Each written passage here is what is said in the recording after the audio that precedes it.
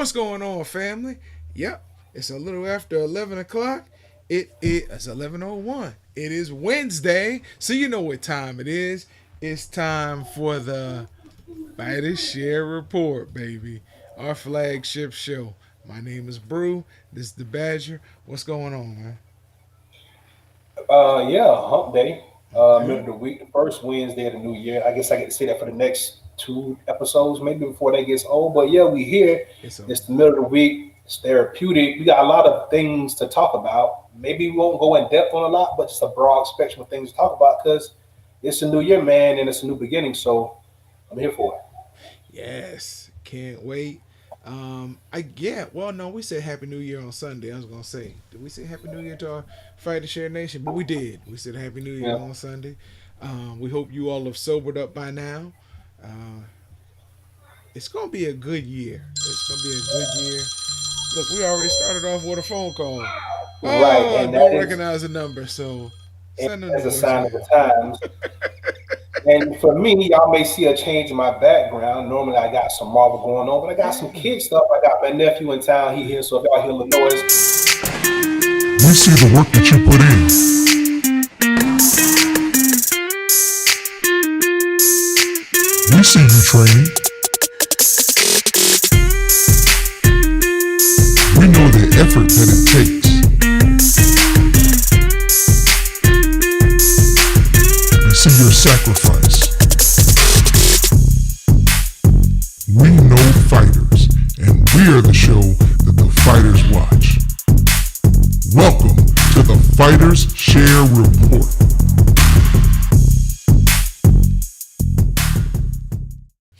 Hey, our producer has everything on a timer, so it happens when it happens. That's why we got the clock over here. So, absolutely. look, starting out on my grind, we got upcoming fights. One of which I'm wondering why is it actually happening. But I'll let you know when he gets to it, because this is our match maker extraordinaire. We'll call him. This is the Badgers' time. No, I mean it's not so much all that, but look, it's a new year. We haven't really seen or heard much. All the fights that happened, well, the one major fight that happened so far, we knew going into the new year that it was going to happen. Right now, we haven't seen much, but we can just broadly cover a bunch of fights that we probably like to see happen, or fights that we've seen get a little bit of traction on social media. First one that comes to mind for me was yesterday, bro. I saw like three or four different websites posting Jamel Charlo against Jarrett Hurd. Now that's kind of weird. Hurd's been MIA for a while. He hasn't fought in a while. He's got a new trainer. He's kind of just upturned his whole life around in so many words and moved out to Colorado or Texas or wherever he seems to be with his new trainer, Kate Corona. Bro, what you think about that? Um, I had to take a step back because the first I was like, why is this fight happening? And I know he's a former champion. I understand he just he's a former champion, and that's pretty much what it is. You get another shot, um, but I do believe there's just so many other people who are more deserving than Hurd at this point, and not a lot of people. Um, but I do believe there are people who are more deserving than Hurd at this point. But again, Jared Hurd always comes to fight. He brings a great fight. He is a former champion. He's not that long removed from the title. So I can see why they're making it. I just don't think it's going to be that competitive of a fight. Now, again, keep in mind, bro, these, we haven't seen any contracts or anything. These are just things that people are putting out into the universe and social media. And sometimes those grumblings come from somewhere. These are just not put out of thin air. So maybe there's something to that. I also saw some people talking about Eric Salub and Jason Rosario. I haven't talked to my little bro, so I don't know anything about that or how legit it may or may not be. But what do you think about that fight? Um, I think it'd be a good fight. I think it would solidify Lubin as the next title contender. To be honest with you, because I mean, again, Rosario's only one fight removed from his championship, and if Lubin would get that fight and would beat Rosario, which I don't think would be easy, but if he would beat Rosario or stop Rosario, then I think he would be put in Charlo's faces. Hey, why aren't you fighting this kid? Yeah. Um, yeah, I agree there. Also, I've seen a lot of Tank Davis, Ryan Garcia things floating around there too.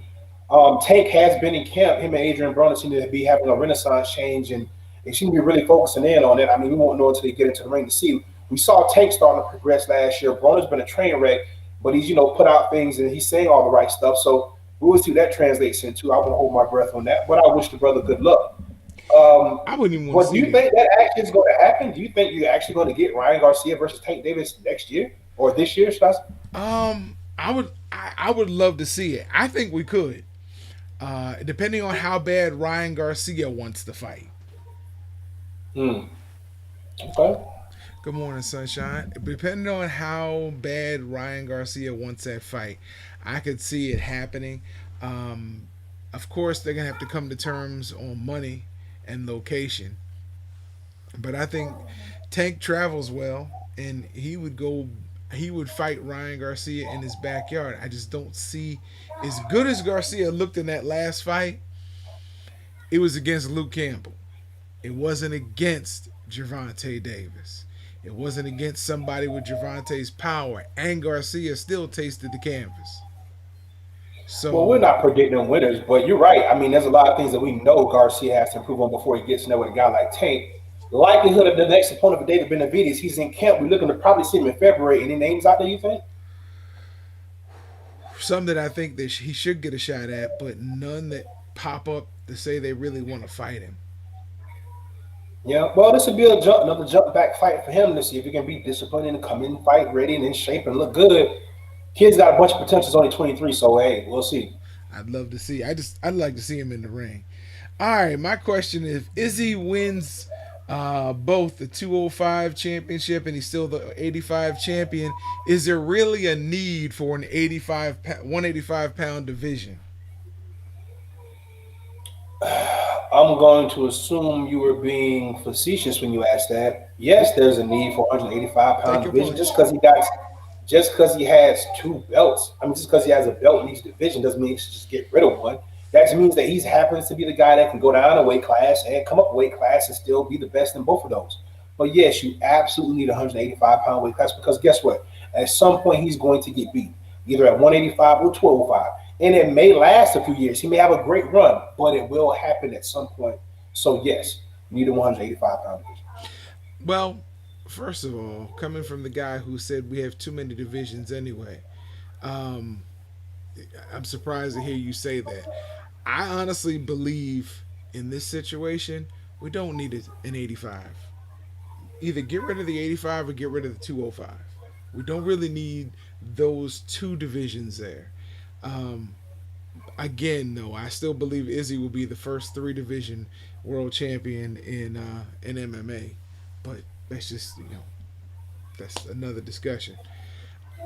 But I do believe that if you got rid of that division, the guys would still find you know a comfortable home at 205 if you got rid of the 85 division because most guys who fight at 85 walk around at over 205 anyway. Most. I mean, look at your boy, the last one that Izzy beat, the Uri guy. Um, I can't remember Paulo his name. Costa? Paulo Costa. He walked around about 225. So, for him to get to 85 was a stretch. Yeah, I mean, I get what you're saying, but that's a 30-pound gap, bro. I don't. Maybe you could do away with some of the smaller divisions, but when you start getting up there, you're talking about jumping from 170 to 205. Bro, that's a big leap. I think you need this 185-pound weight class. I think we can do it with some of the smaller weight classes. But when you start talking about 170 to 185, bro, that's a big difference. We see how different guys look in the ring when they hydrate and pick up 15 pounds. And you go from 185 to 205, that's 20, that's 30, that's almost 20 pounds, bro. That's a big gap. Some guys naturally walk around at 190. They can't get to 205, have to put on too much muscle. It's not the same as cutting 185. I don't know, bro, but especially in MMA, I think you need that weight class. We could do it with some of the others, but in this league and in this sport, I think you need that one. I kind of feel like if you take that 170-pound championship and move it to 175, and you could get rid of that 185. You would probably get some of those 85 pounders down that couldn't make 70 that could make 75, that are floating around at, like, they walk around at 185, 190. They could make 75 where they really couldn't make 70. And then I still believe that 205, it's that tweener class to me.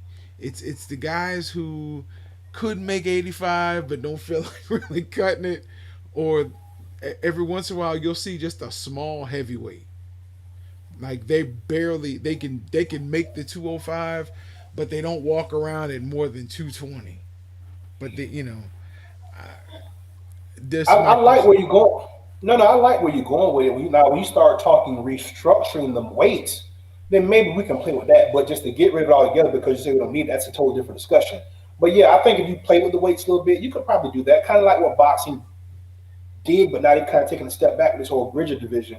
But I can speak from personal experience, but I'm one of those guys, man. I walk around probably about 207. I want to on a good day, bro, I could probably bulk up maybe 215, 220. I can't really hold that. That's not my natural weight.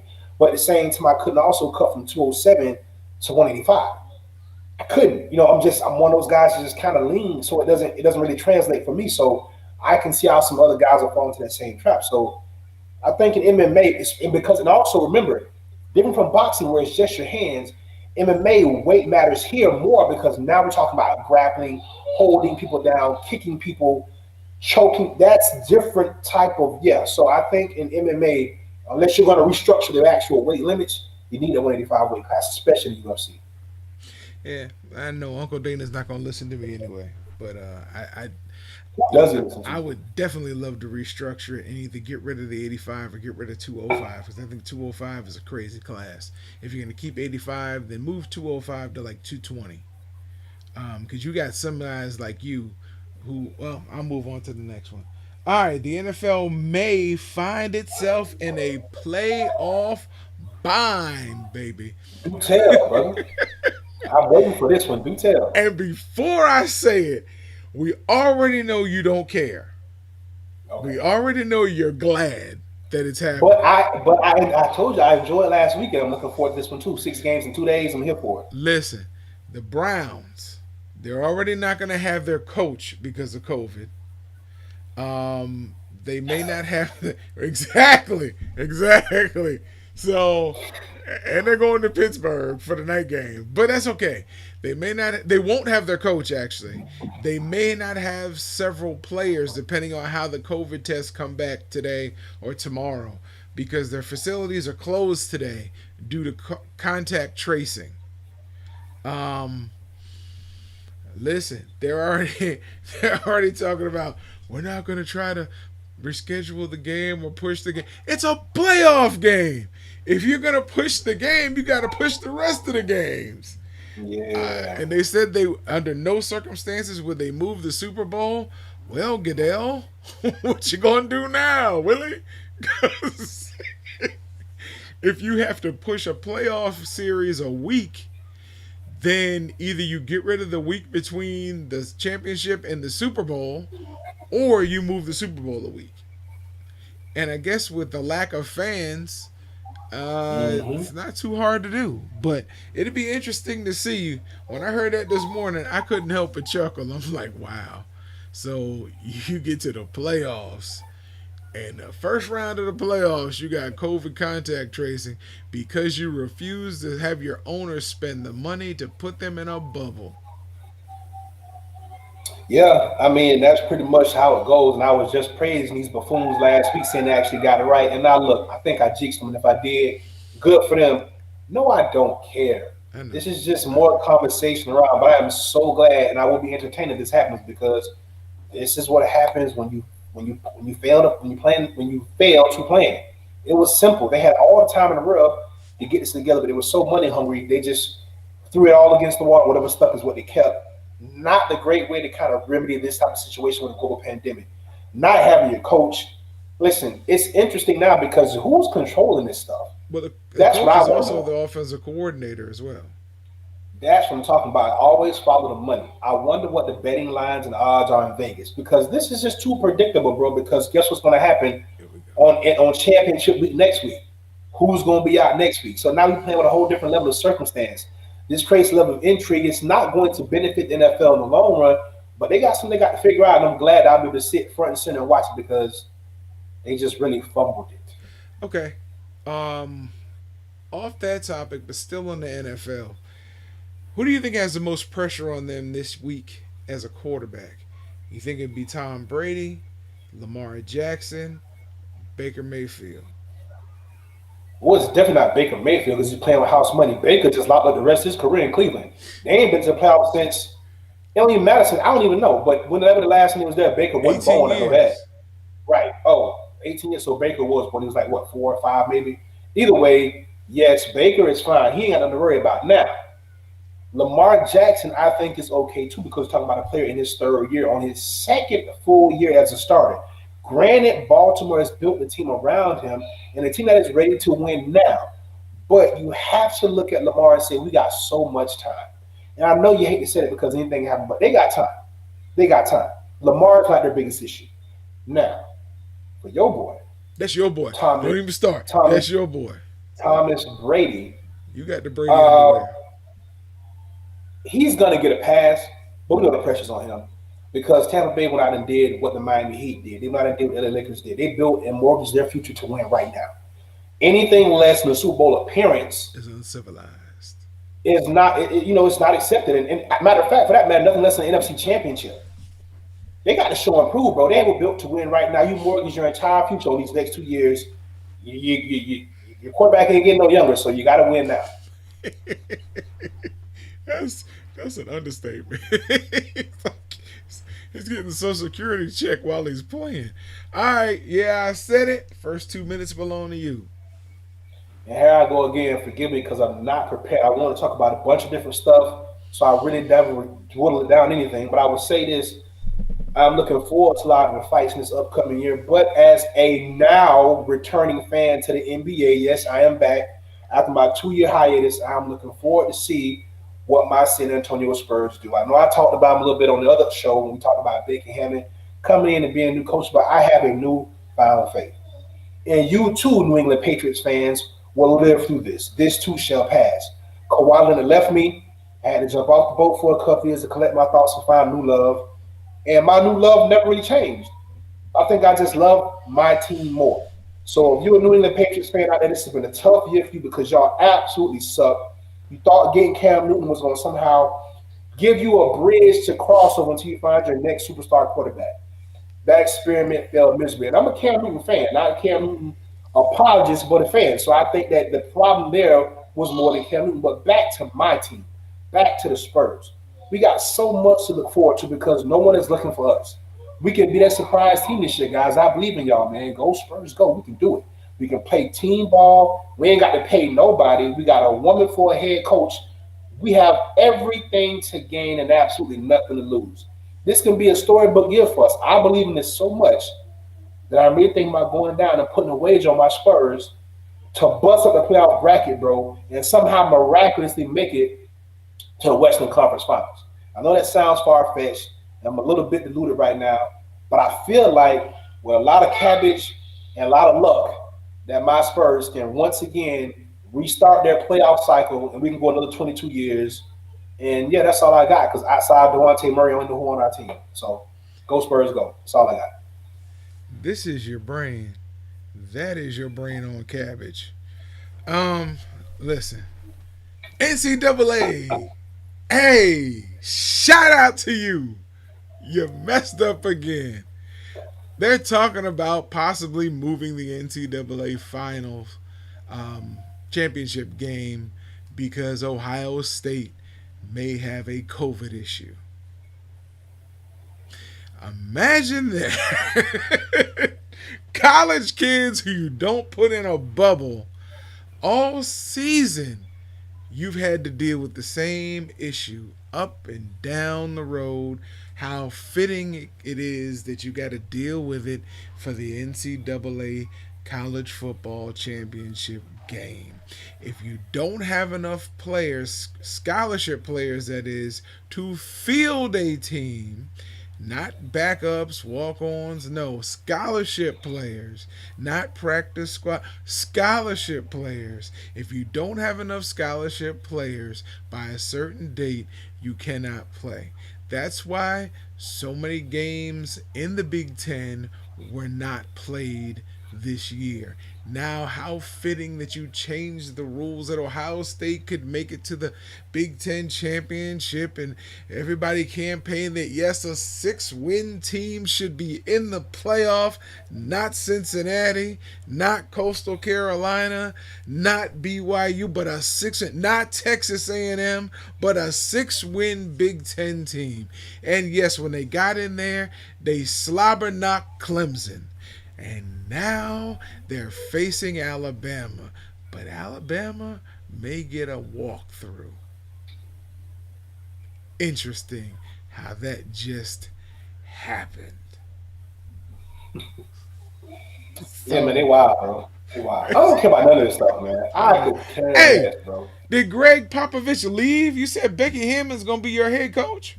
Yeah, man, she's the coach in training, man. Nah, Greg ain't left yet, but Popovich lost his wife a couple years ago, Yeah. and it's just time for a rebuild and restart in San Antonio. He's given them enough, so whenever he walks away, we'll be lucky and we'll appreciate the memories. But yeah, man, we can go forward, Becky. I think she's good.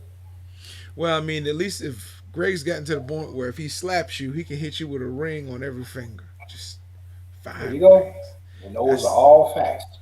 and his Hall of Fame ring will go in this hand. Yeah, So that too. See. that's pretty awesome.